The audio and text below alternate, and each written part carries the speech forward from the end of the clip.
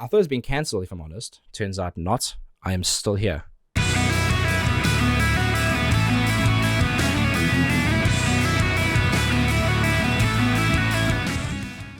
Welcome back, and thank you for joining me for another reaction video. Now I'm excited because it's Friday, it's Dreamcatcher, and this is going to be awesome. It's a bit of a strange one because there are a lot of requests for Dreamcatcher reactions, and actually there's a few songs that I'm not entirely sure if I've heard or not. Case in point, this one's called Deja Vu. The title sounds quite familiar. Now, ordinarily I avoid songs like The Plague because I want to give you a genuine, authentic, true, honest first-time reaction, which apparently is a lot more rare in this scene than you may realize. But with this one, I'm pretty confident I've heard it somewhere, maybe a playlist in the background with friends or something like that. So I just did something I never do, which is skip through the song and listen to just a couple little tiny segments. Some of it kind of sounds familiar, some of it doesn't sound familiar at all. So you either get in a semi first-time reaction or you're getting something I've heard before. Who knows? I've heard a lot of songs on this channel, but I am very, very, very excited. And also, I've got the subtitles up. That's something a lot of people have asked for in the past with different groups. I normally kind of just confidently go, no, it's too distracting. But to be fair, I haven't given it a chance. So let me bring it up. I'm not a lyrics person, but you never know. Something may catch my eye.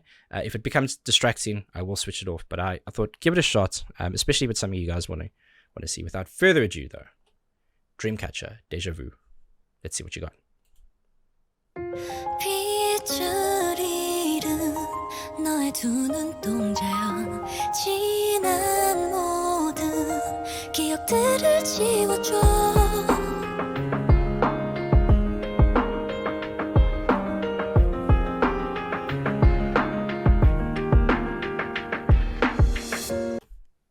I'm smiling because I'm really happy.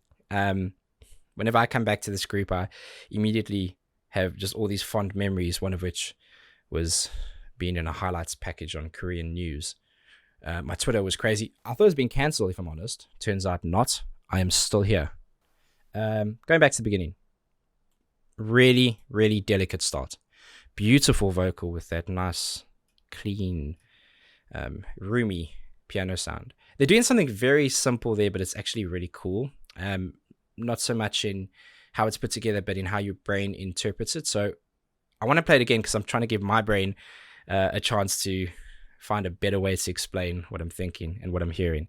Bear with me, I might be getting old and rusty.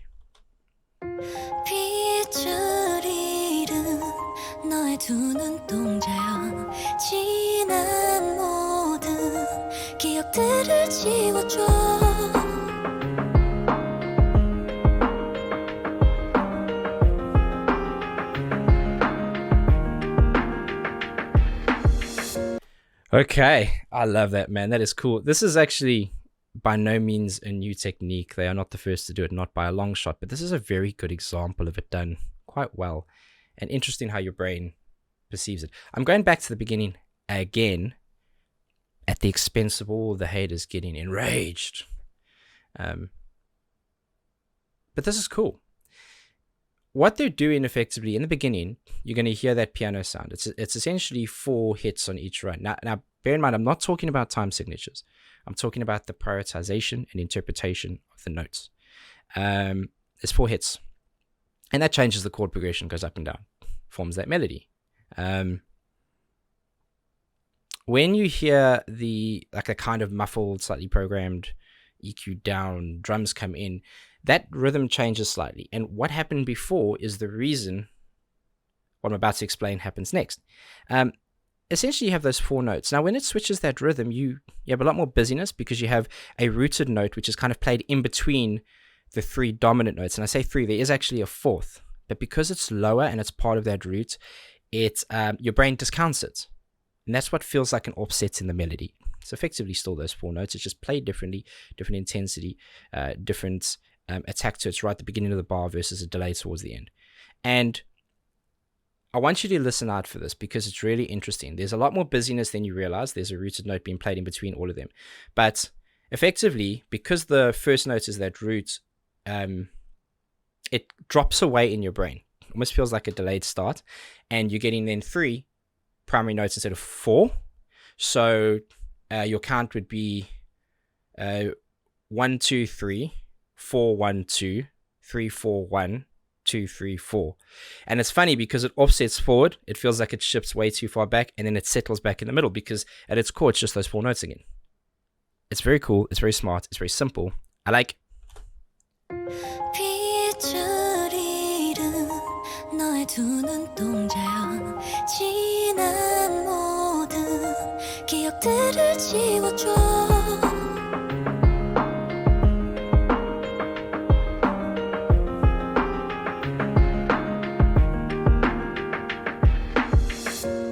짙어진 안개 사이로 멀리 떠나온 길 시린 흔적만을 남긴 채 기억 끝을 잡아봐도 끝내 오래 더 오래 깊은 침묵에 잠들어 Oh now holding this pain 모든 걸 버린 그날처럼. Stop in there because it's towards the end of a bar. That, I mean, if that's not the thumbnail, what are we doing? That's awesome. Their videos are always very thoughtful, very cool. You know, because I don't always look at the lyrics. I don't truly know the artistic inspiration behind them, but I like nice things. And it just looks like a great produced video. So far, a lot of push and pull. Delicate, that change in with the muffled drums, pulls back again. Builds up again with an even more advanced version, so it's always adding variety, flavor. It's pulled back again. This has now happened 3 times, depending on which light and shade you look at. Based on the length of the song, and based on the fact that this is a fairly replicable formula, is that the right word? Yeah. It's going to change now. It's going to instantly go back up again. Whether it goes entirely back up, I don't know, but it is going to change and go up again because they've provided a pattern of melodic. If you think of music as content, it's foreshadowing. Back a little, very cool. Big fan. Now, holding this pain, 모든 걸 버린 그날처럼. Larian is amazing.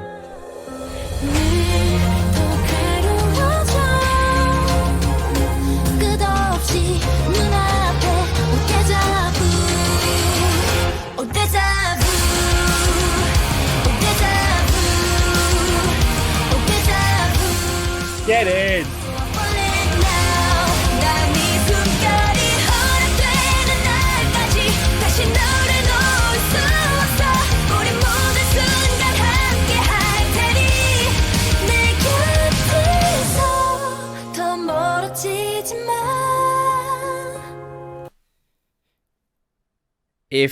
Listen, what is it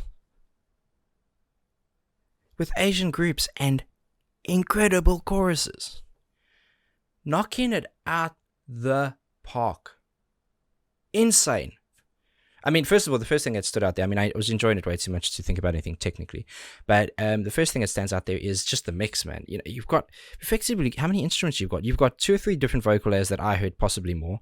There's a choir effect, a group effect, group effects on some. You have strings. I don't know if it's programmed or if it's actually played because it seemed very a little too perfect, but I don't know. It's possible that it was played, it was so busy. You distorted guitar, you've got your bass, you've got that drum in the background, which is a lot of tom work ending up on the snare. Because of the tom work, it feels full, but it's almost as if you would in like kind of metal or rock, if you have a breakdown, it feels like that. It feels like a broken down version of something else, and that's pretty cool. Man, it's just fire. Absolute fire. Let me hydrate.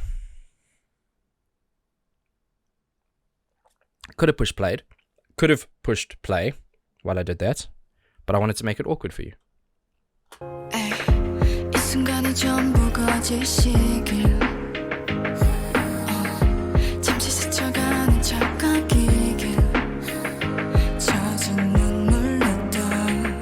The vocal layering with those little breathy sounds.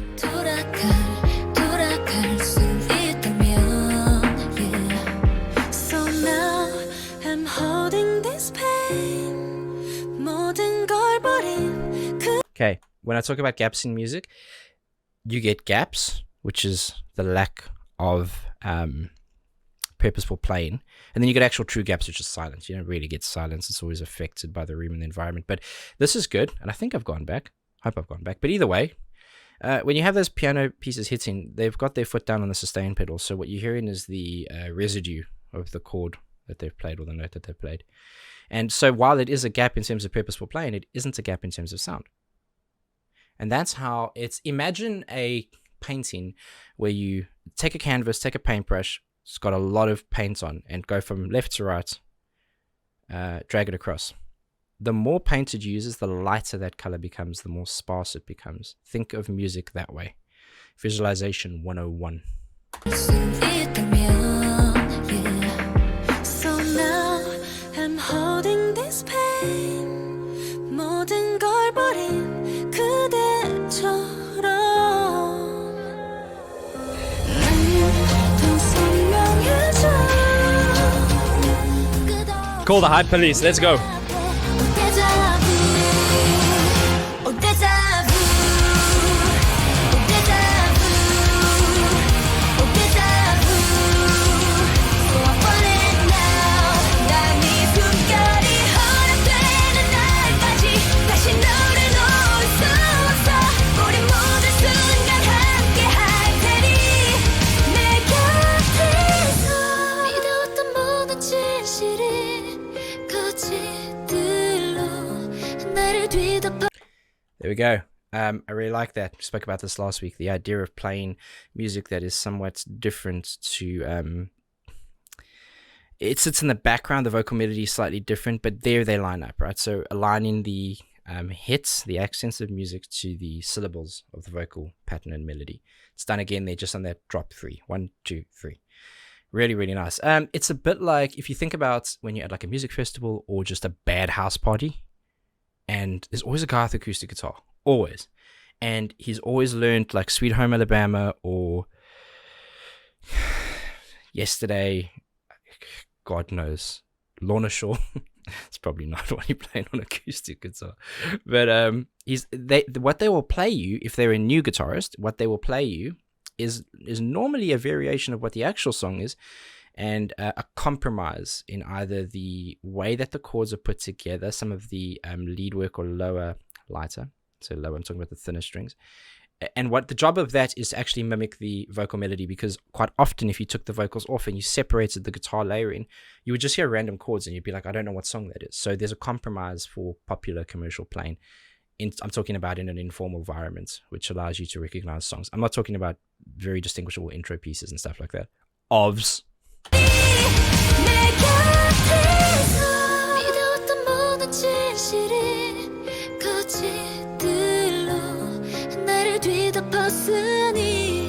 Oh man.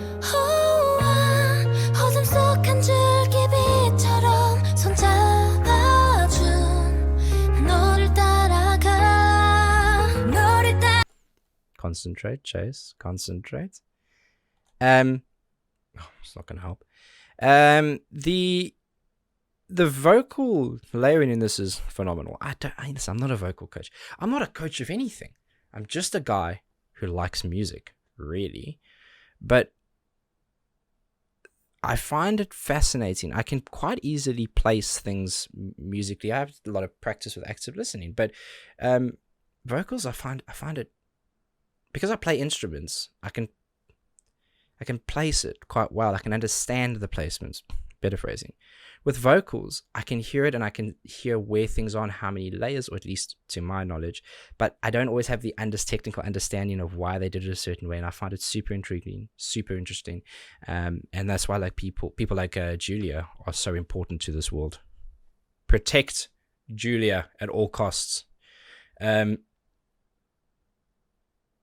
man, just listen to the amount of effort that's gone into the thought behind layering those vocals, obviously capturing it as beautifully as they did. They can all just sing. They can all sing. They're all stunning. They can dance. I mean, what can't they do? Probably sit through an entire one of my reactions. But outside of that, just about anything. 어둠 속 한 줄기 빛처럼 손잡아준 너를 따라가 너를 따라가 Deja vu Deja vu Deja vu I'll say it now 너만을 위해 내 전부를 걸고서 아픈 상처가 깊어져도 모든 순간들이 꿈인 것처럼 네 곁에서 멀어지지 않아 And now I'm in my deja vu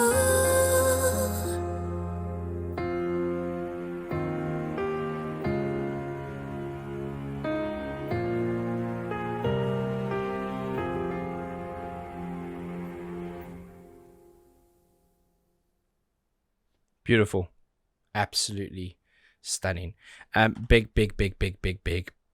fan of that. I mean, I'm a huge fan of everything they do, really. There's nothing I've heard where I've gone, no, not for me. Just remarkable vocalists, great songwriting. It feels like an entire team effort, and not obviously just them as the group. I mean, they're some of the hardest workers in it, but the engineers, the producers, if there's any additional writers on the songs, the musicians that go into the back of that. I mean, that last chorus, fantastic. Slight deviation at the end. I like that they pulled it back to a peaceful end, almost referring and nodding back to the beginning of the song. But I do think, and I hope I'm not wrong here, I do think that that second, or that last chorus, sorry, was actually a sped up version, was a double beat. So it was quicker. The snare placement was twice as frequent, is the best way to explain that. And actually, when I referenced earlier around it being a broken down version, usually you see it the other way around. You see that increased frequency, or that faster version, and then you hear the broken down version where the snare is much more infrequent, half. So super smart, just a nice little twist on what you normally hear and ordinarily hear in commercial songwriting. And I when I say commercial songwriting, I don't like when people go, oh, pop, country, R&B. Shout out R&B, man. Long live R&B. Boys to Men. Absolute fire. But it's commercial writing is there's metal that's pretty commercial. There's rock is commercial, and that's largely due to the fact that anyone can be a publisher. A 13-year-old with a set of spoons and a piece of software can make an entire song. So it's a good thing. I think it's challenging. It has its complications around the amounts of music being churned out, what to give your attention to, how much of it is just a hobby and trash versus someone who's really dedicated to it. And then you end up with copyright issues because there's only so much music you can make. All chords have been restructured largely in a way that is similar to anything you've heard. But I refer to commercial writing across the board, and I think that I don't use it in a negative way. I think that there's beauty. There's almost an art in being able to take something that has been replicated so many times and then make it fresh. Give it a bit of lime squeezed in. Very, very cool. Massive fan of that. Listen, I think there's another one called Boca. No, I know there's another one called Boca. And I've heard it. That one I know I've heard. I don't think I've done a reaction to that, right? If you want to hear that, then I'm happy to do that. Let me know. I really don't want to call it like review or analysis. I don't think I'm qualified. I don't think I have the knowledge to qualify what I do as a analysis review. It also feels quite critical, and it's not what this is. It's a celebration of music. Unless you don't like it, in which case it's just something for you to try it and see if you do. But love that one. Absolute fire. Big fan of that, and I'd like to do more. So hit the comments with some links. Give me all the info you can, and I will get on that straight away. Until the next one, please be safe, be nice to each other, never damn good day.